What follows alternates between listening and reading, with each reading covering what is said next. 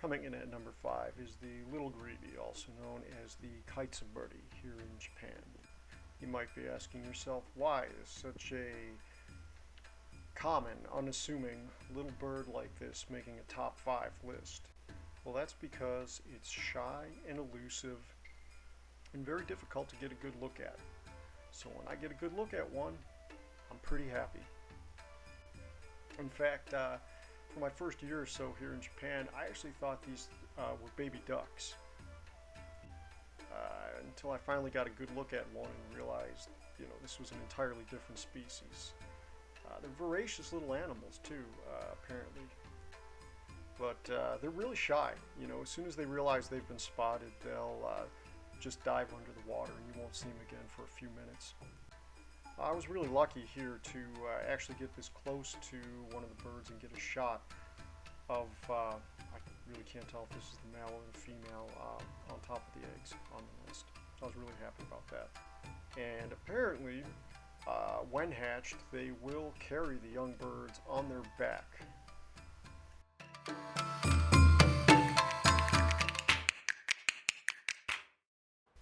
Alright, coming in at number 4 is our old friend, the Yamakagashi, also known as the tiger keelback.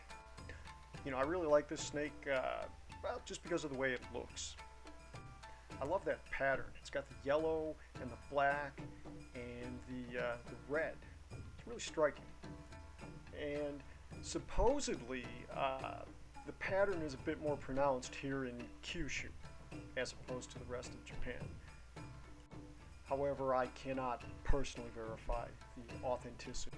So I will say this about the pattern: it's very striking, very conspicuous at times, but yet when you see here this snake crawling through the leaf litter, it actually blends in quite well. Funny how that works. This snake, the tiger keelback, it actually reminds me a lot of an American garter snake. However, this one is venomous, so do take care if you're handling it.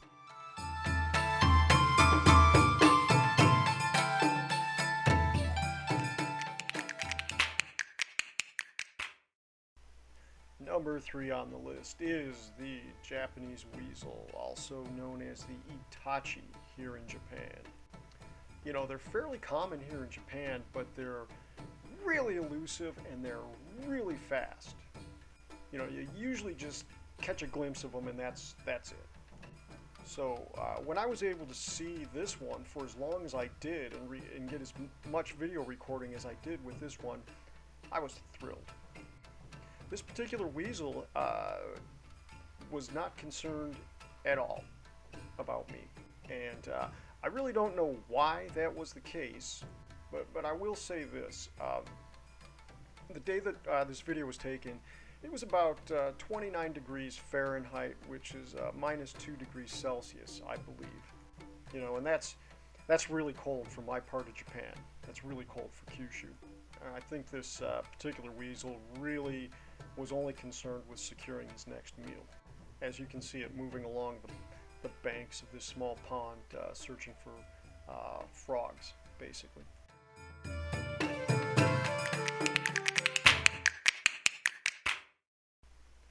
And coming in at number 2 is the Japanese rat snake, also called the Aodaisho here in Japan, which roughly translates to the blue general. That's because as these snakes mature, they do take on a grayish blue color, as you can kind of see here. And hey, what can I say? I like snakes. I'm always happy when I see a snake. Now I put the Japanese rat snake here a little higher up than our previous snake, the Yamakagashi, just because I don't see them as much. For whatever reason, I only see them in the spring. I don't know if that's coincidence or there's something behind that. I really don't know.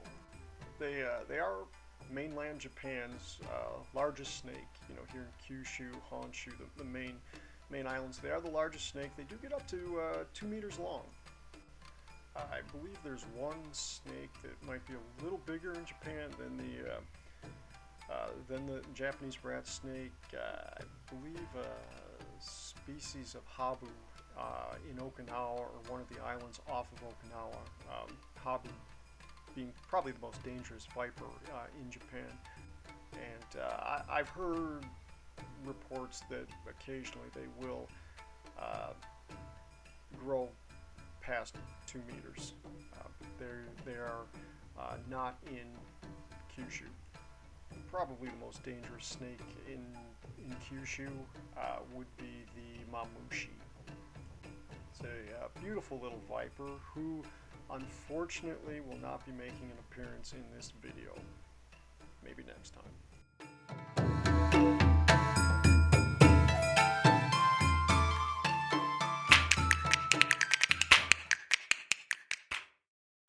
And coming in at number 1, the top animal, the animal that I am always happiest to see as I wander around the mountains and fields of my home here in Kyushu, about an hour south of the city of Fukuoka here in Japan, is none other than the Inoshishi, also known as the Japanese wild boar. They do have somewhat of a horrible reputation, and I understand that. They can absolutely devastate crops and fields. I mean, literally overnight. You know, if your living is in any way tied to agriculture, you know, they can decimate your earnings quite quickly. You know, so I think a lot of farmers here have developed a healthy appetite for pork. Let's put it that way. You know, I see a lot of traps set in the area, though I've never really seen wild boar caught in a trap. I believe the only really effective method to protect your crops would be an electric fence. They seem to be quite popular around here. Now, personally, I've never had a problem with an Inoshishi or wild boar. They'll always beat a hasty retreat. However, there are times when they can be a bit curious. You know, I believe they've got horrible eyesight, so they will occasionally come in closer, take a peek at you. Kind of like you can see this one doing here. No harm, no threat, just kind of wanted to check out what this idiot with the camera was doing standing on the trail.